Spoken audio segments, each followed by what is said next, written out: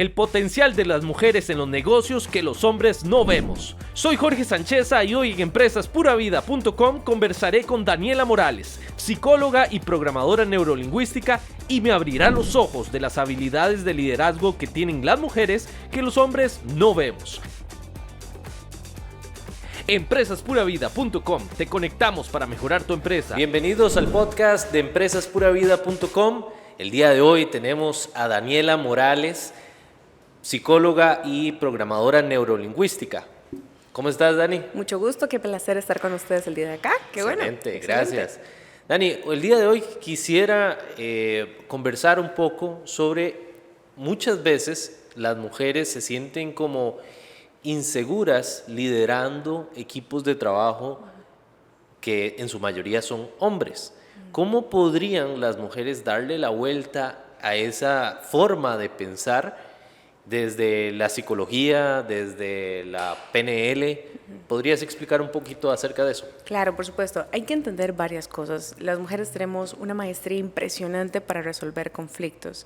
Tenemos la capacidad de adaptarnos y de cambiar mentalidades muy fácilmente. El detalle es que a las mujeres se nos olvida ese pequeño detalle, ese gran compromiso que tenemos con nosotros mismos de poder modificar todo lo que tenemos a nuestro alrededor. Y creo que a veces tendemos a serrucharnos el piso, popularmente dicho, a dejar de pensar en la credibilidad que podemos tener, a dejar de pensar en cuánto avance podemos tener en un entorno social. Creo que nos dejamos llevar muchísimo por lo que opinen las demás personas, y esta idea de que el sexo masculino es mucho más fuerte que el femenino inmediatamente hace que se empequeñezca la capacidad que pueda tener una mujer.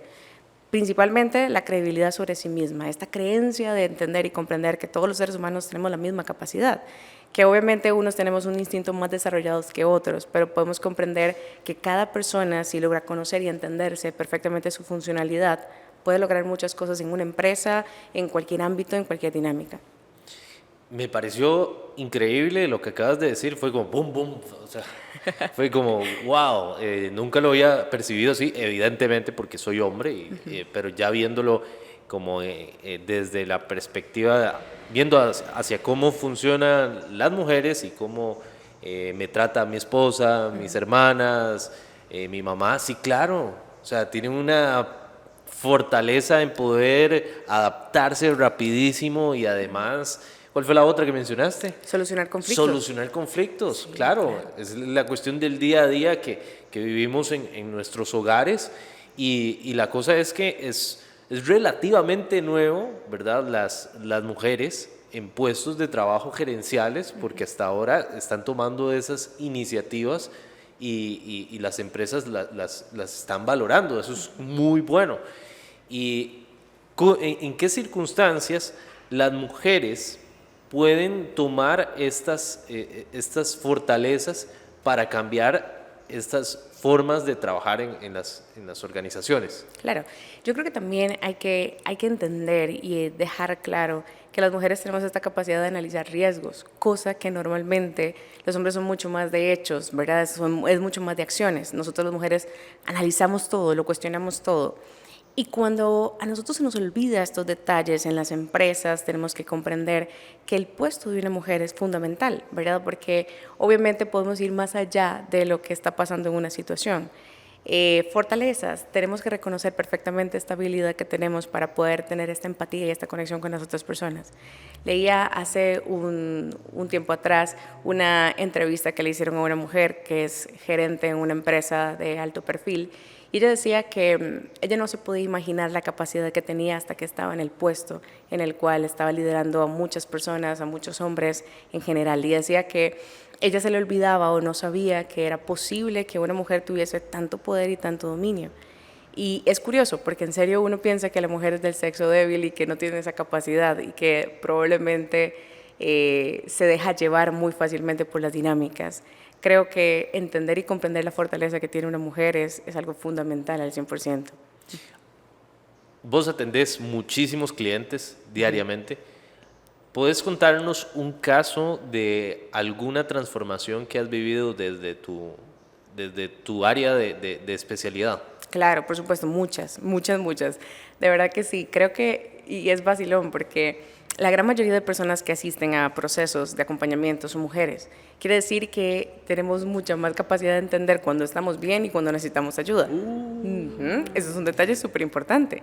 La población masculina es la que menos decide a buscar ayuda. No digo que no lo busque, no, claro, por supuesto, pero las mujeres tienen más conexión con eso.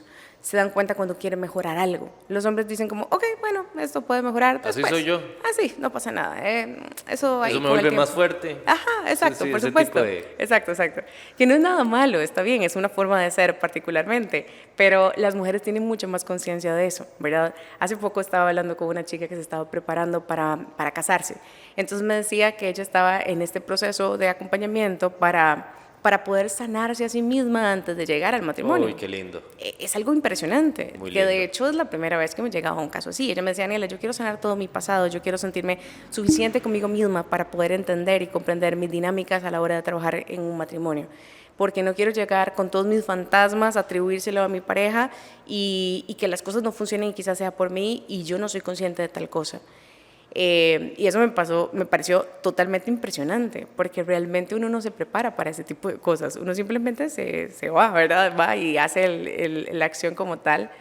Y ella misma decía, no solamente yo quiero casarme, sino que también quiero emprender, sino que también quiero ser una persona autosuficiente, independiente, que yo tenga a mi pareja como un complemento para poder vivir la vida, más no que sea una carga. Entonces empezamos a trabajar un proceso con ella para poder entender cuál era su meta. Me hablaba de emprender, entonces quería desarrollarse en un ámbito de estética, bastante curioso por cierto, porque no solamente quería trabajar estética, sino que incluso quería trabajar en transformar mujeres. Hicimos un plan de acción para poder generar ese cambio. Y es interesante porque ella hizo este proceso de transformación tanto a nivel interno como a nivel externo. Se desarrolló su empresa, ahorita actualmente está a punto de casarse, creo que es el otro mes, si mal no recuerdo. Felicidades. Sí. Y justo también ya desarrolló la inauguración de su estética, en donde va a trabajar un ambiente totalmente integral para mujeres. Así te puedo contar muchos casos que han logrado mujeres entender y comprender su capacidad y poder liberarse de un montón de creencias y un montón de situaciones del pasado que les impide avanzar. ¿Qué tan rápido o cuánto se dura más bien? ¿Cuánto se dura este proceso de transformación de que llegan con vos y que deciden empezar a hacer esos cambios? Mira, el tiempo es muy subjetivo y depende de cada perspectiva de persona y cada capacidad de cambio de la mente inconsciente. Hay personas que en cuestión de una semana, 2 semanas, un mes, 3 meses, logran perfectamente los cambios. Hay personas que en una sesión y están completamente listas. Todo depende, uno, de lo que quieren trabajar, de cuán fuerte es la intensidad de aquello que le impide avanzar para poder lograr ese objetivo. Pero a veces con una sola sesión es como que cambiaron su mentalidad de forma inmediata. Y claro, obviamente el acompañamiento hace que sea más fácil llegar a la meta. Pero podríamos decir que a veces una sesión y a veces hasta 3 meses, cuando mucho en un proceso de acompañamiento. ¿Puedes explicarme un poco acerca del proceso de acompañamiento? Porque según lo que estoy como percibiendo es como PNL y también está el proceso de acompañamiento de que vos supongo como que la vas guiando según las metas que tenga para poder ir ejecutándolas. Exacto, por supuesto. Es un proceso integral. Hablamos de 3 fases. Una primera fase, que es la fase de instalación, en donde vemos cuál es la necesidad que tiene ese cliente, ¿verdad? Principalmente, qué es lo que está generando que la sensación sea fuerte a nivel negativo, no sé, ansiedad, de repente quizás inseguridad o quizás baja autoestima. Entonces, a partir de ahí yo desarrollé estrategias para poderle enseñar a cómo dominar estas sensaciones negativas en su mente. Luego pasamos a una segunda fase, que es una fase de instalación. En esa fase de instalación estamos creando un software nuevo, por así decirlo. Es como darle una programación a la mente profunda para saber ahora sí en qué se quiere convertir. Y luego después es una fase de potenciación en donde ya marcamos muy bien el tema de la autoestima, hacia dónde va, metas, objetivos y un proceso de quizás coaching, podríamos decirlo, para poder lograr establecer esas metas y trabajar en conjunto a ello. Ahora, yo tengo como el bagaje, ¿verdad? Porque soy estudiante de Human Excellence. 3 meses a uno le parece sorprendente porque es muy poco tiempo. Exacto. Y aquellos que no saben sobre PNL y todo es como, No, como en 3 meses. ¿Cómo que una sesión? ¿Puedes explicarme un poco acerca de eso? Claro, por supuesto. Depende muchísimo. Vamos a ver, el cerebro tiene una capacidad de adaptarse al cambio, tiene una capacidad de modificar la experiencia siempre y cuando usted le dé la herramienta correcta. Digo yo, estrategia correcta, ¿ok? Así como uno aprende, desaprende. Así como viviste una experiencia negativa y la guardaste como algo importante y tu cerebro la detona, así también el cerebro puede aprender o desaprender a generar esa misma acción. Entonces, la eficacia en un proceso, obviamente, es asombroso porque uno normalmente cree que para poder liberarse de alguna limitante se tiene que demorar años en ello, ¿verdad? Y muchas personas han tenido o quizás se han demorado mucho tiempo para poder solucionar una situación. Y no es que sea bueno o es que sea malo, es que simplemente es lo que ha tenido que conllevar en su vida, probablemente porque no ha tenido la estrategia adecuada. Con la dinámica en la cual nosotros trabajamos, nos enfocamos precisamente en crear esta reeducación mental. Entonces, cuando uno hace este tipo de cosas, la neuroplasticidad hace su magia. El cerebro hace su magia para poder modificar esa experiencia. Suena totalmente asombroso, pero solo aquella persona que vive esa experiencia se da cuenta que es verdadero al 100%.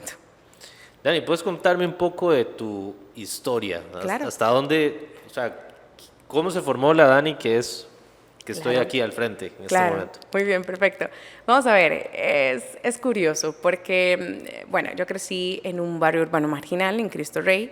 Mi mamá soltera, la que se encargó completamente de mi desarrollo. Principalmente mi abuelita me cuidaba mientras mi mamá trabajaba. Mi familia materna siempre estuvo presente ahí con todos nosotros. Alguna forma podríamos entender que en ese momento en el cual yo vivía en Cristo Rey, pues no tenía todas las comodidades normales, ¿ok? A veces si llovía, se nos metía el agua y teníamos que agarrar escoba y sacar agua, o de repente quizás no teníamos cielo raso y probablemente nos caía tierra encima o polvo encima mientras dormíamos, o bueno, quizás teníamos que priorizar ciertas cosas para poder alimentarnos. Por dicha y afortunadamente nunca me faltó nada realmente. Mi mamá siempre logró sacarme adelante de todas formas y de todas maneras, y creo que ese fue uno de los pilares más importantes para yo poder comprender la fortaleza que puede tener una persona.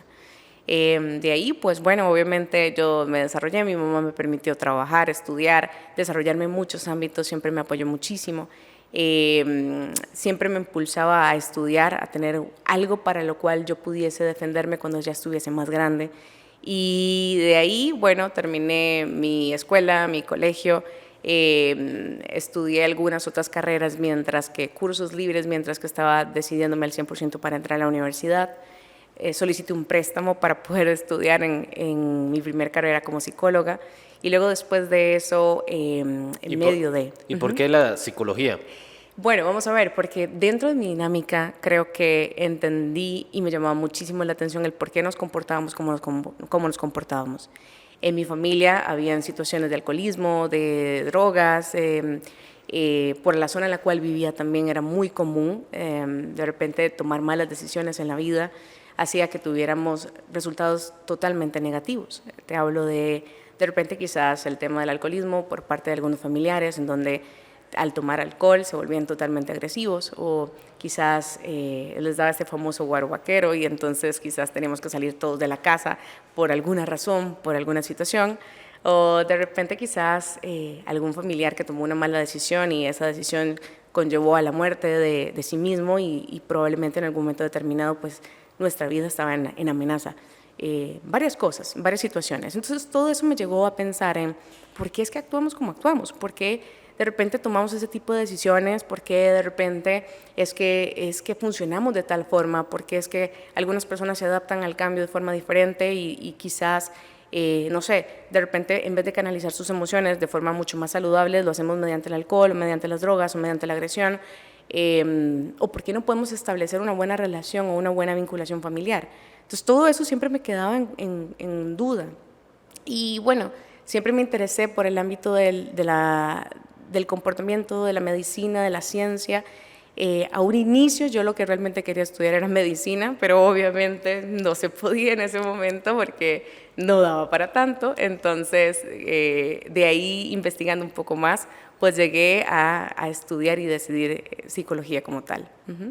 ¿Y en qué momento te metiste en la onda del PNL, programación neurolingüística? Claro. ¿Cómo hiciste esa mezcla? Es curioso porque cuando yo estaba en bachillerato de matemáticas, siempre tenía un bloqueo muy fuerte con las matemáticas. Y resulta que en ese momento mi padrastro, que es como mi papá para mí, realmente fue el que contactó a don Javier hace mucho tiempo. Porque don Javier iba a dar charlas a colegios y demás, justo en el colegio en el cual mi mamá trabajaba.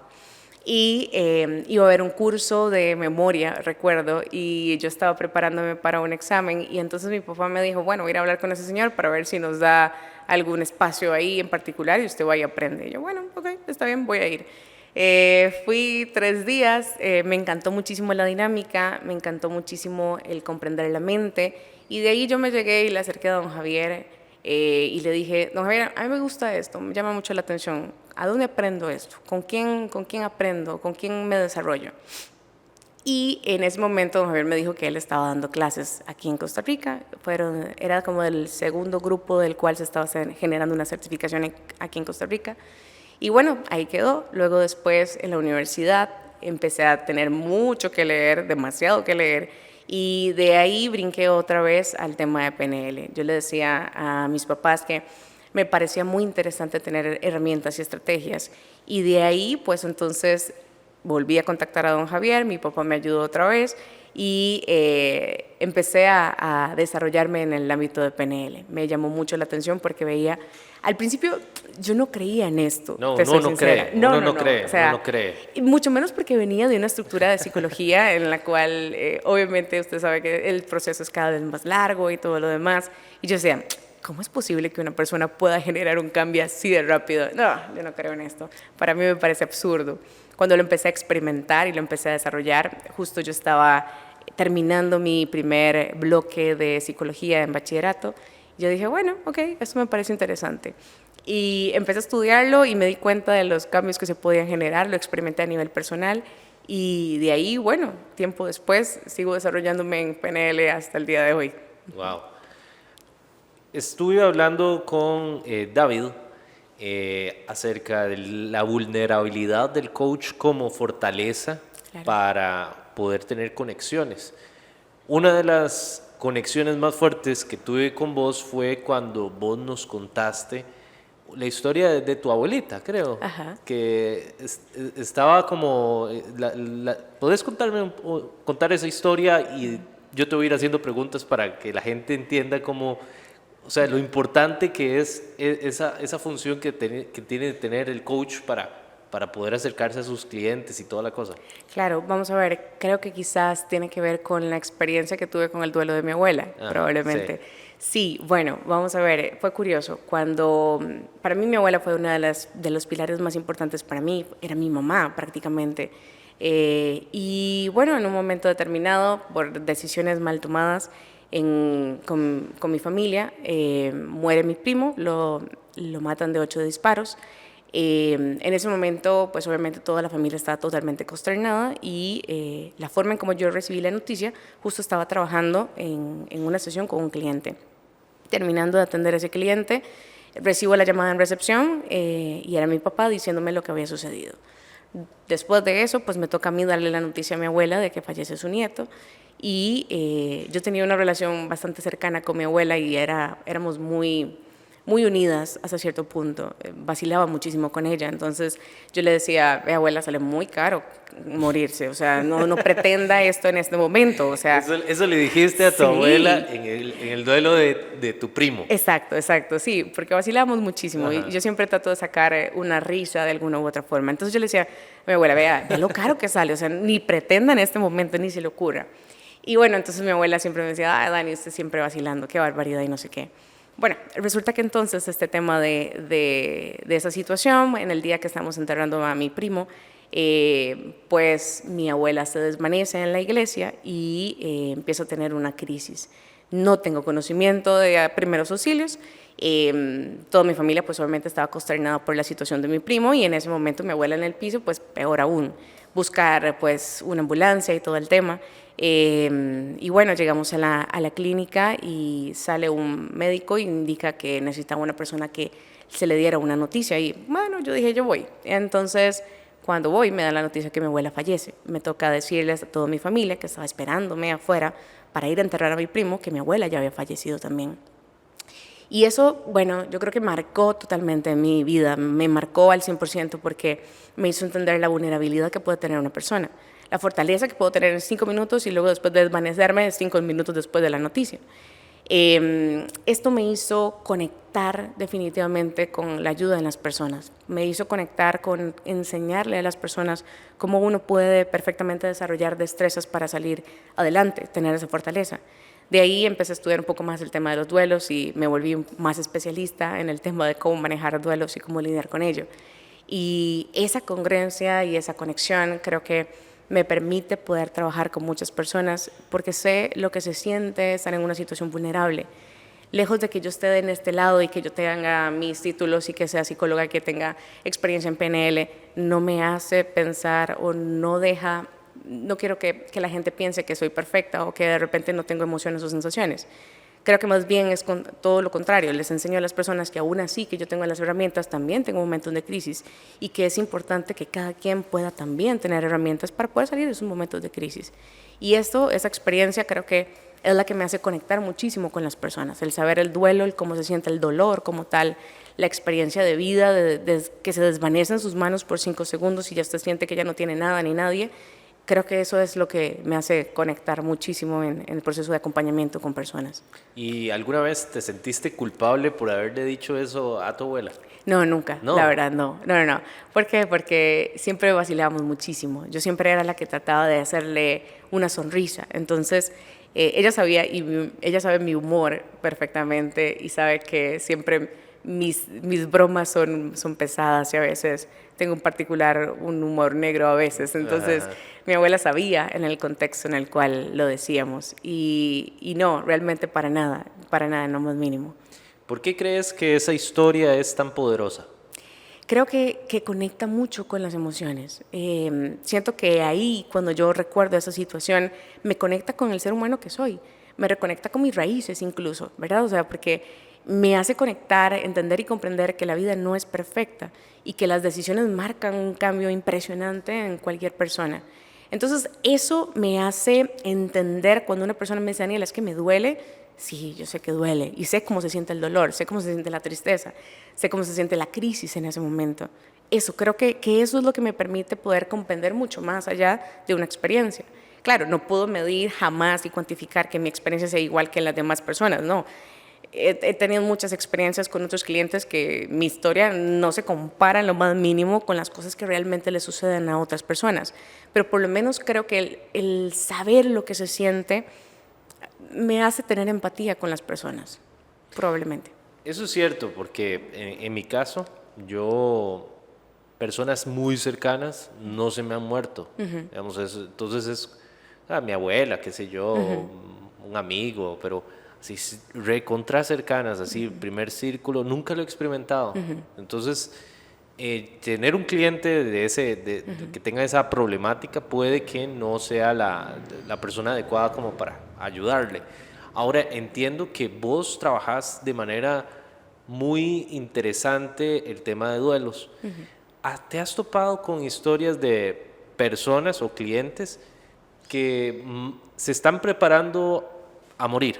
Sí, me tocó trabajar un proceso de cáncer con una persona que tenía 3 meses de vida. Y el caso que me llegó fue totalmente imprevisto. Ella llegó, no dijo nada a la hora de sacar la cita, simplemente le tocó conmigo y bueno, perfecto. Entonces empiezo a elicitar el proceso y ella me dice que que tiene una enfermedad y que esa enfermedad pues conlleva al final de la muerte y que no tiene cura. Pero yo no sabía en ese momento cuánto tiempo o realmente cómo estaba la situación. Y en el momento de la licitación me dice, es que yo quiero prepararme para poderme despedir de este plano. Uf. Y yo, ok, bien, ok, gracias universo por esta experiencia, sí, ¿verdad? Claro, te llega. Claro, por supuesto. Claro. Toca fibras, definitivamente. Sí. Y bueno, me tocó acompañarla a ella para despedirse, para poder sanar su proceso, para poder desvincularse de todo lo que necesitaba y poder también darle fortaleza a ella a través de su familia para poder despedirse de toda esta situación. es uno de mis casos más fuertes, más fuertes, realmente. Ya se despidió. Sí, Ya. sí, eso fue hace mucho tiempo atrás. Sí, claro. ¿Y cómo recibiste la noticia? De hecho, yo no recibí la noticia. Ella terminó el proceso 3 meses conmigo. Me dijo que ya después de ese proceso tenía que entrar al hospital otra vez y de ahí nos desconectamos. No supe más de ella, pero sé que definitivamente iba a terminar ya su proceso porque eran 3 meses y estaba establecido por médicos que ya no se podía hacer absolutamente nada. Era como el punto final, el punto clave. No recibí nada más de información al respecto de ella, pero sé que se iba a terminar por completo. Qué bonito tema. O sea, a mí el tema de la muerte me parece un tema muy lindo. Sí, o sea, totalmente. No es un tema, hey, qué miedo que hablemos de la muerte, No. ¿no? De hecho, con mi esposa, yo no sé si yo estoy programando o qué, pero, o sea, mi esposa siempre le digo como, te voy a extrañar mucho, Ajá. te voy a extrañar mucho, porque yo la paso muy bien con ella. Claro. Te voy a extrañar mucho. Me dice, pero ¿por qué me está matando? No, es que en cualquier momento, o sea, y te lo estoy diciendo ahorita en vida porque quiero que sepas que te voy a extrañar mucho. Si alguno de los dos fallecemos, lo sepas ahí en el momento cuando estés en el túnel, qué sé yo, ¿verdad? Exactamente. Okay. Porque creo que eso es un proceso. Yo creo que muchas personas no interiorizan en que en cualquier momento pueden morir y además, ¿cuántos apegos, cuántos enojos te llevas a la muerte? Claro. Cuando debería ser el momento más liberador Sí. de tu existencia, ¿verdad? Sí, y creo que hay algo, yo creo que el tema del tabú que tenemos con la muerte, a nosotros no nos preparan para tal cosa, es más, es como un tema que no se habla, es un tema prohibido. Después de esta experiencia que yo tuve con la muerte de mis familiares, porque fue uno tras de otro, mi primo, luego mi abuela, luego mi otra abuela, y yo creo que ahí fui más clara de que estamos más cercanos a la muerte de lo que nos imaginamos, ¿verdad? Y que no es algo tan negativo, que hay que ver la muerte como un proceso infinito, porque realmente yo no sé qué va a pasar después de acá. O sea, yo no sé si quiero pensar en que voy a reencarnar en algo, o no sé, hay tantas teorías, hay tantas formas de verlo, pero yo creo que prepararnos para poder despedirnos de una forma saludable es lo mejor que puede existir. Tenía una cliente que me decía, no, Daniela, yo ya tengo todo eso preparado.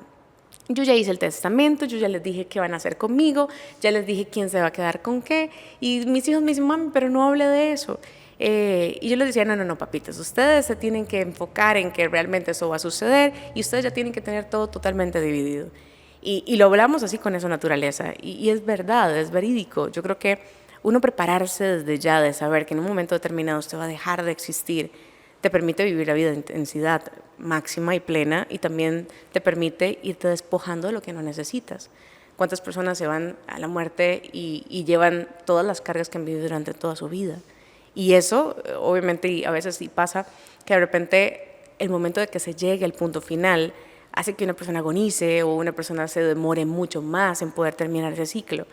Hay tantas incógnitas en eso. ¿Verdad? Definitivamente. Ahora, yo supongo, ¿verdad? Dentro de mi locura sobre ese tema, que uno debe tener un último pensamiento. Claro. Uno tiene que tener un último pensamiento.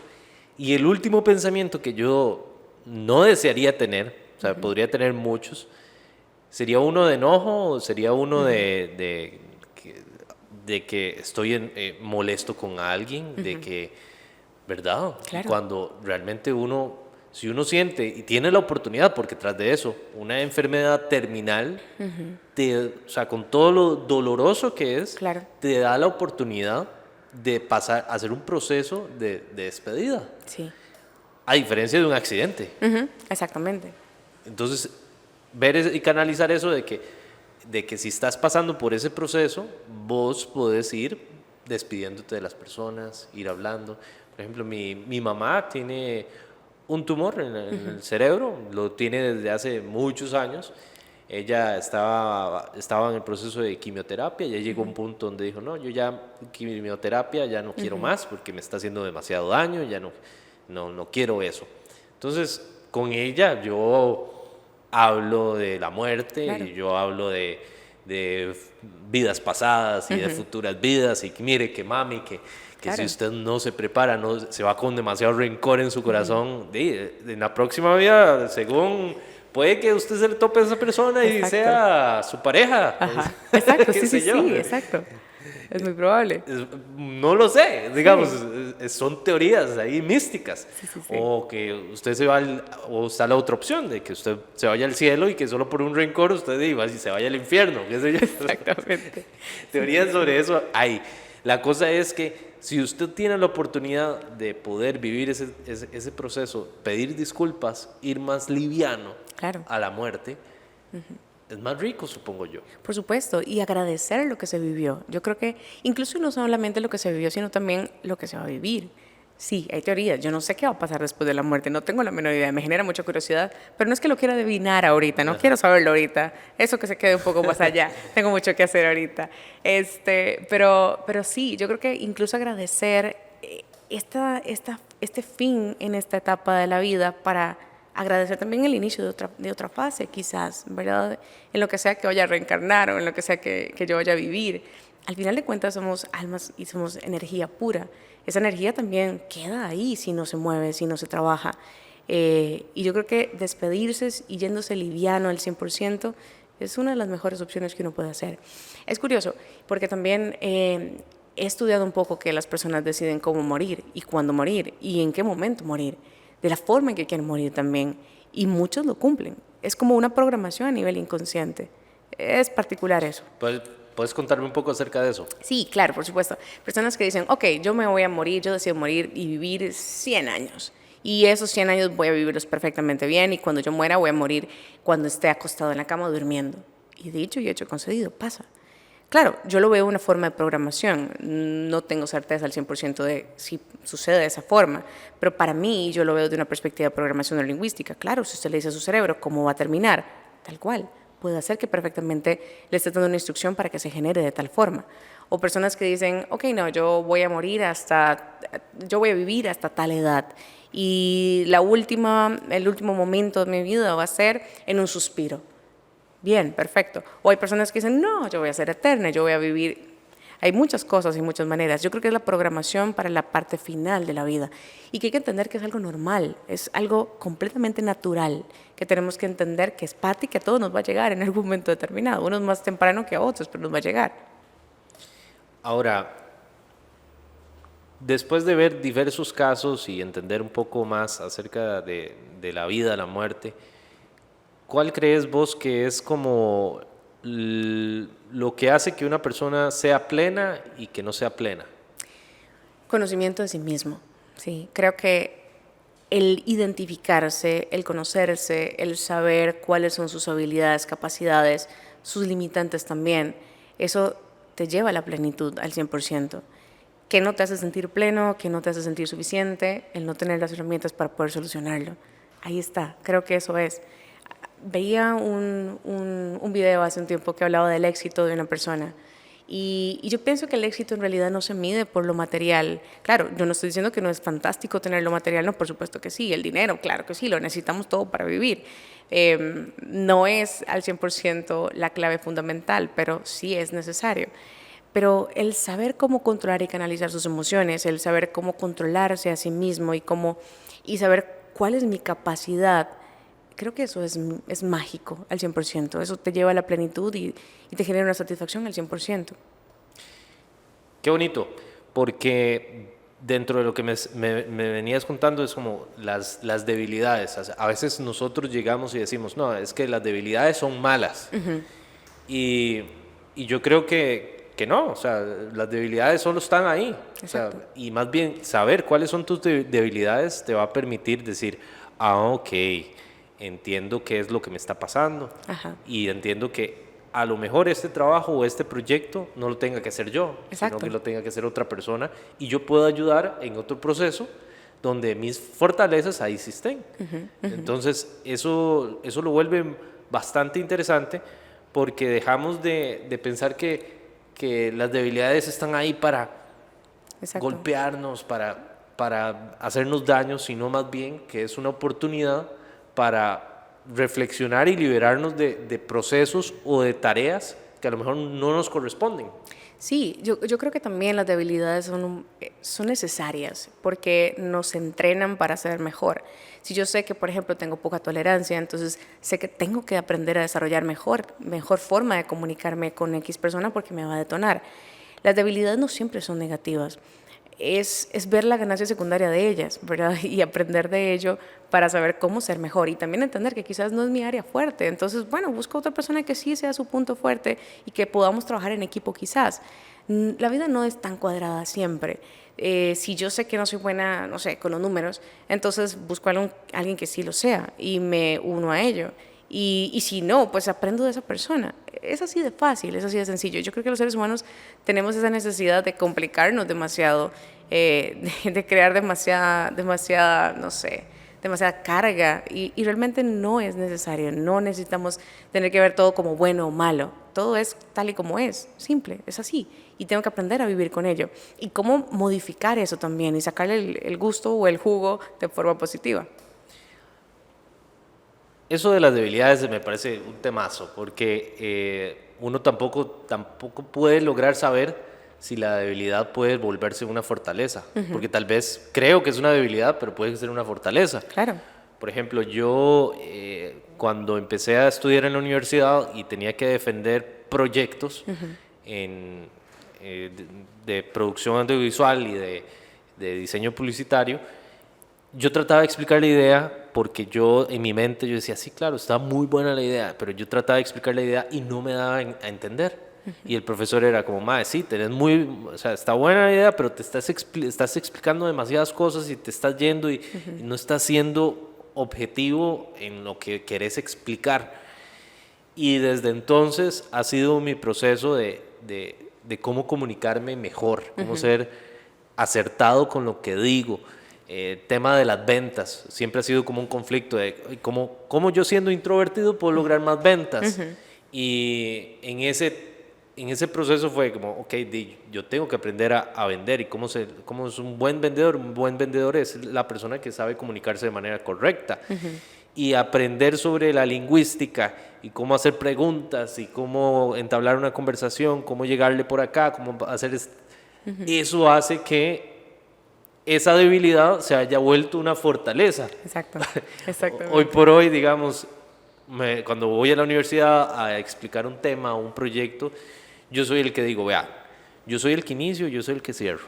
Porque sé que el inicio es lo poderoso de una conferencia y lo que cierro también es lo poderoso. Entonces tenemos que, de verdad, pero antes jamás hubiera imaginado que haya tomado ese tipo de decisiones. Porque creía que era una debilidad. Claro, claro, por supuesto. Pero es que, ¿sabes qué es lo que pasa? No nos enseñan, no nos preparan para tal cosa. Pensamos que las debilidades son eso, y ya, y tenemos que vivir con eso. No, está en nuestra responsabilidad si le quiero sacar un provecho, si quiero aprender a cómo desarrollarme mejor. No quiere decir que lo vaya a conseguir de forma perfecta, porque la perfección no existe en los seres humanos, pero la práctica es el maestro, ¿no? De repente, de tanto que vos aprendiste al respecto de cómo comunicar, cómo poder vender mejor una idea, es lo que eres ahora, ¿no? Ahora es a lo que te dedicas. Entonces, yo creo que esa es la magia, cuando usted sabe en qué tiene que trabajar más y toma eso como un reto y se enfoca en eso, al final de cuentas es algo totalmente positivo que te lleva probablemente a una meta mayor, ¿no?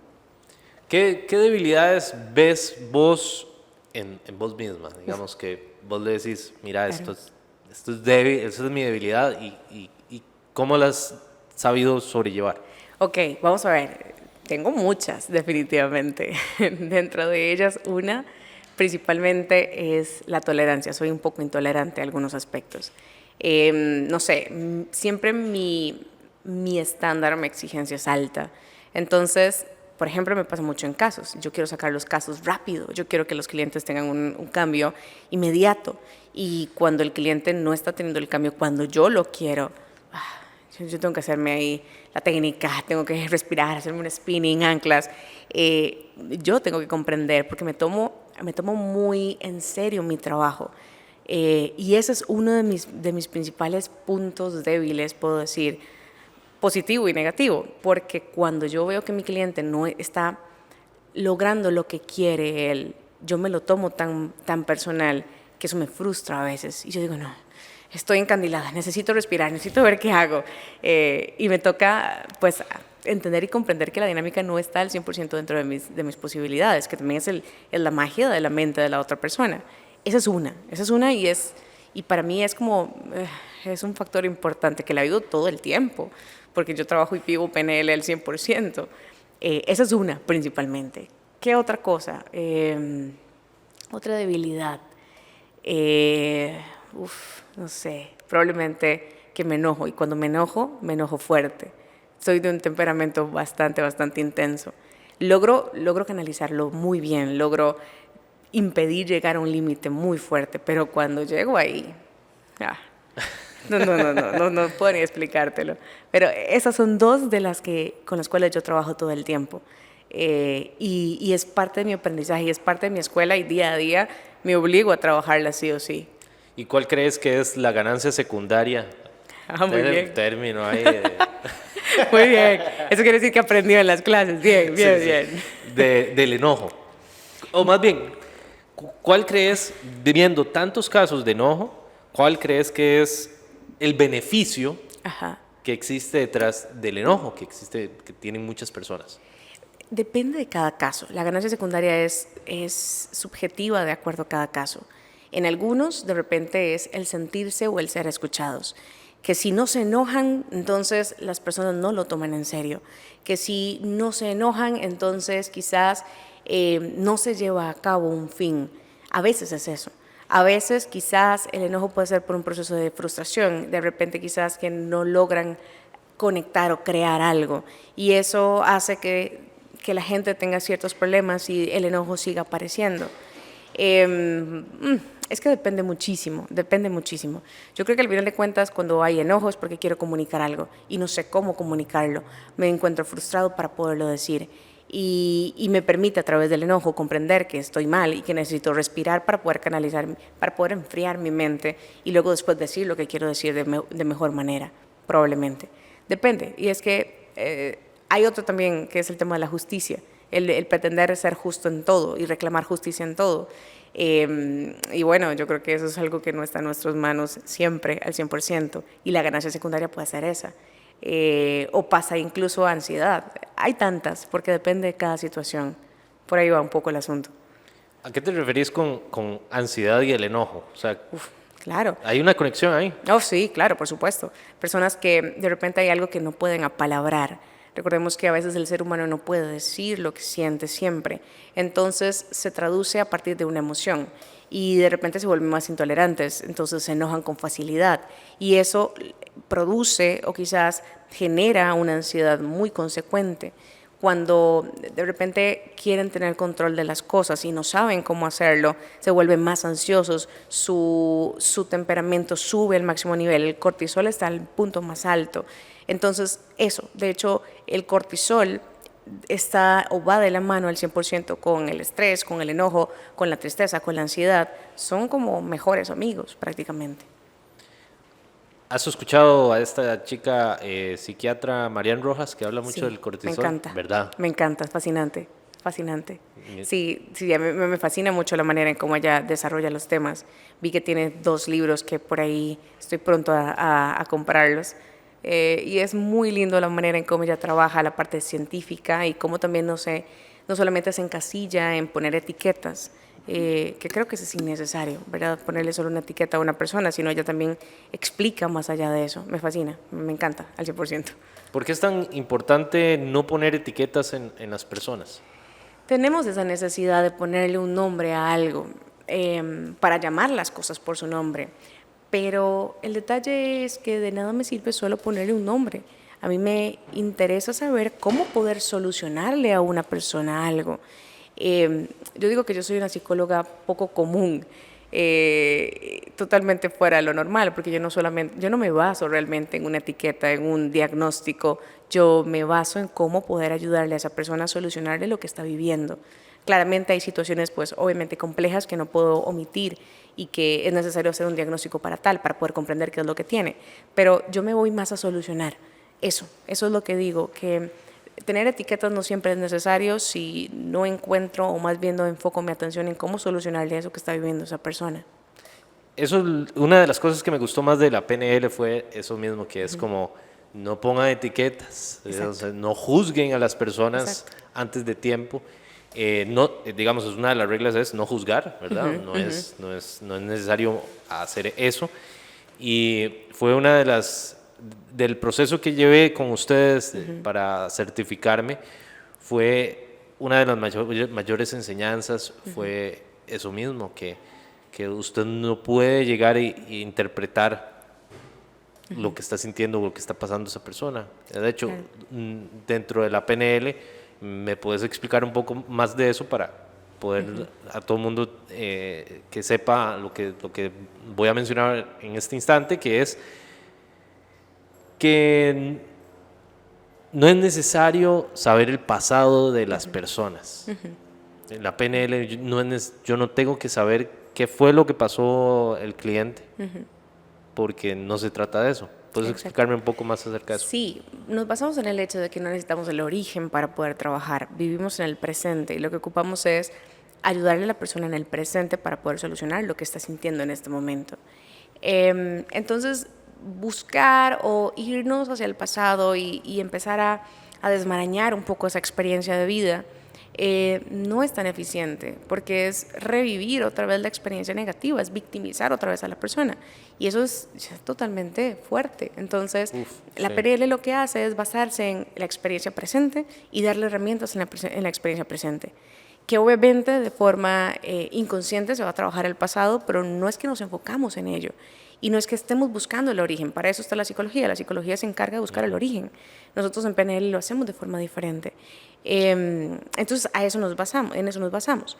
Ahora, el tema de los juicios de valor, nosotros no podemos pretender pensar igual que las demás personas, cada mente es completamente diferente y yo no puedo interpretar lo que la otra persona está viviendo porque yo no estoy dentro de esa cabeza y yo no tengo esos lentes para poder ver la vida como esa persona lo está viviendo.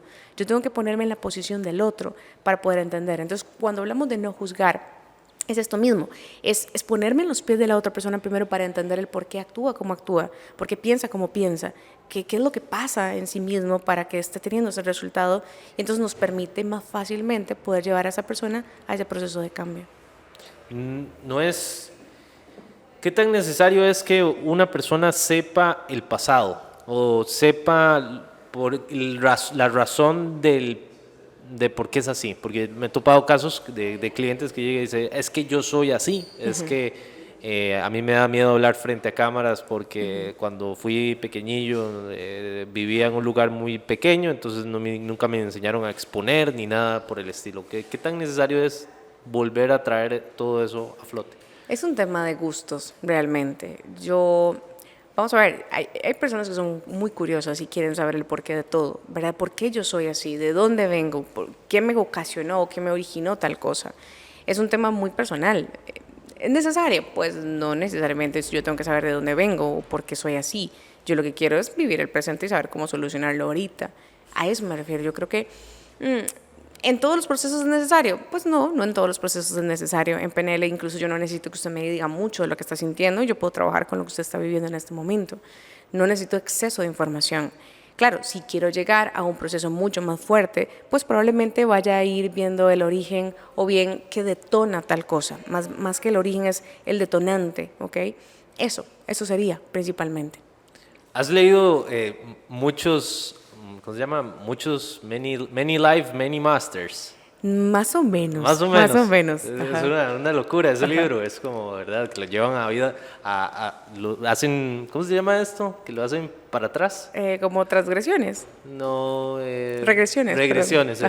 Regresiones. Y lo van regresando, y ya llega un punto donde este psicólogo, creo, no me acuerdo si era psicólogo, llega un punto donde no encuentra de por qué esta muchacha tiene tantos problemas y tantos conflictos y dice, bueno, voy a echarme para atrás un poquito más, ¡pum! Y regresa y resulta que ya estaba en vidas pasadas y toda esta cosa y cada vida pasada le estaba generando un miedo. Entonces...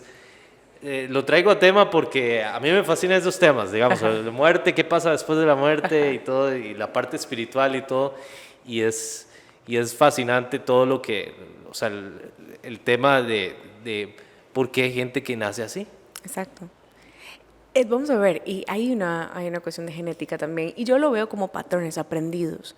Somos esponjas cuando estamos en el vientre de nuestras mamás, o sea, estamos absorbiendo todo lo que hay alrededor, en gran o en un impacto muy grande o en un impacto muy pequeño. Yo creo que eso, ese aprendizaje marca el quién voy a ser y cómo me voy a comportar.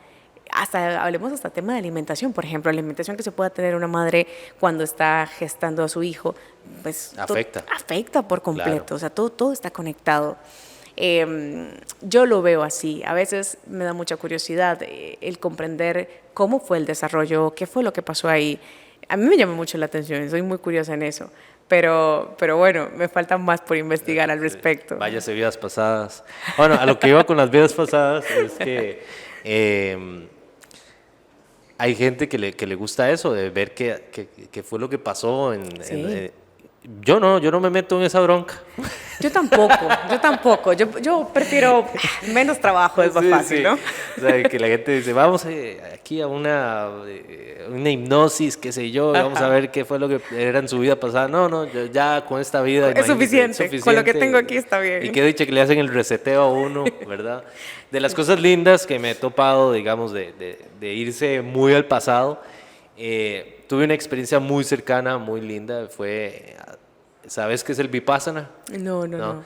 Es una técnica de meditación de 10 días en silencio. Wow. Lo hacen completamente gratis. Entonces usted va a Vipassana ahí en todos los países. En Costa Rica yo lo hice en el Chirripó. Entonces pasas 10 días en completo silencio haciendo, no hablas con nadie, haciendo una técnica de meditación con la que el Buda se despertó. Entonces estuve ahí 10 días y me acuerdo que como en el séptimo yo estaba ahí como meditando y yo decía, no entiendo por qué yo soy tan...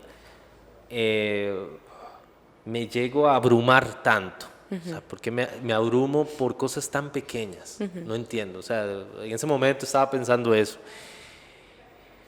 Y en eso estaba meditando y fue como, fue una sensación como de una vez como, así me sentía en el vientre de mi mamá. Wow. Y entonces ya todo bien, termina eso y yo me fui con esa sensación. Y fui donde mi mamá, después del retiro, a visitarlos y le dije, vieras que me pasó, no, ni siquiera le expliqué, nada más fue como, vieras... mami, ¿cómo fue el embarazo mío cuando yo estaba en su vientre? Y mi papá nada más se volteó y dijo, esta señora pasó estresada todo el viaje. Sí, por supuesto, claro. Ahí estaba. Gracias por la herencia. Sí. Fue muy loco porque yo en la vida nunca le había preguntado cómo fue su embarazo. Mi familia es como muy cerrada con estas cosas. Y saber que a nivel subconsciente todavía estaba metido ahí, porque en un proceso de 10 días en silencio, de no hablar con nadie y sacar esa emoción, esa sensación, significa cuánta información debe estar ahí guardada que te afecta y sos lo que sos hoy y te comportas de esa manera porque llevas ahí todo guardadito en ese salveque. Exactamente, sí, es impresionante porque mucho se absorbe, mucho se escucha, mucho se entiende, mucho se aprende cuando se está en ese proceso de gestación, genéticamente, de todas las formas habidas y por haber. Por ejemplo, cuando hay personas que tienen una maternidad bastante difícil, los chicos cuando nacen suelen tener un comportamiento bastante difícil. Personas o chicos, me ha tocado trabajar con personas que niños que han sido adoptados, de madres que han estado en condición de calle y investigo un poco porque me llama mucho la atención y porque también me parece interesante saber si tiene que ver el origen de ello con el comportamiento del chico y casi siempre en su gran mayoría. Puedo decir que un promedio de la cantidad de personas o de chicos que he atendido que han sido adoptados, vienen de alguna u otra manera con ciertos detallitos en su comportamiento, principalmente porque han sido situaciones en donde han pasado por agresión, han pasado por drogas, han pasado por abusos. Incluso tuve un caso de una niña que la habían dejado abandonada en una casa y la familia como que no se la quiso dejar, la fueron a dejar al orfanato. Y la chica venía con todo esto, se comportaba de forma súper defensiva y siempre estaba con un comportamiento muy intenso y negativo en cuanto a su canalización de emociones. Siempre pasaba enojada y esto, y siempre la defensiva. Y usted la saludaba y era así, como que se te quitaba y todo el tema. Y pregunté acerca de cómo había sido ese proceso de adopción. Claro, tenía todo el significado habido y por haber, y eso sin saber efectivamente qué pasó ahí, cómo se vivió, ¿verdad?, la experiencia. Eso me llama mucho la atención. Y al final de cuentas, todo está anclado en nuestra mente inconsciente, todo, absolutamente todo. Si yo no lo apalabro, si yo todavía no soy consciente de tal cosa, es porque todavía no me he hecho ningún sonidito, ningún ruidito ahí, pero hay algo que debe estar ahí guardado. Sí, definitivamente, todo está guardado en nuestra mente inconsciente. ¿Cómo una persona puede empezar a sanar estas pequeñas molestias? Porque Claro. o sea, las cosas que no vemos pues nos molestan y nos afectan y es parte como de nuestra personalidad, pero ya llega un punto donde uno dice, ok, esto sí me está afectando, Claro. y normalmente son las más grandes. ¿Cómo puede iniciar un proceso de sanación a Claro. nivel inconsciente? Vamos a ver, obviamente siempre es necesario ayuda profesional, porque por más de que leamos libros, por más de que escuchemos algún audiolibro o algún, no sé, video en YouTube, siempre es necesario tener la guía personalizada de alguien, ¿verdad? Y que tenga la experiencia también. Cuando vos te das cuenta que hay algo que quieres modificar y no tenés la herramienta para saber cómo modificarlo, hay muchas formas. Ahora vos puedes contactar con personas de forma presencial para poder llevar un proceso de acompañamiento. Nosotros, en cualquier parte del mundo, de forma virtual, presencial, lo que sea. Existen muchos especialistas para poder ayudar a una persona a poder sanarse a sí mismos. Y yo creo que eso es necesario y todas las personas tenemos que pasar por ahí.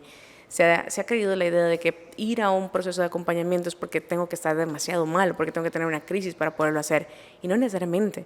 Ir a buscar ayuda es porque quiero potenciarme, porque quiero ser mi mejor versión. Entonces, cuando vemos esto, vemos más posibilidades al 100%. El paso principal que uno tiene que tomar para poder buscar ayuda es decidir hacerlo. Y ya luego después busquen en internet a quién llamar y ahí, listo, estamos. Muchas gracias, Dani. Mucho gusto. Si ustedes quieren conectarse con Dani, pueden ingresar a empresaspuravida.com. Ahí va a estar la foto de Dani, el nombre, le van a dar clic, ahí los va a enviar a la página principal de contacto de Dani. Muchas gracias, Dani. Si quieres conectarte con esta experta, ingresa a empresaspuravida.com. Te conectamos para mejorar tu empresa.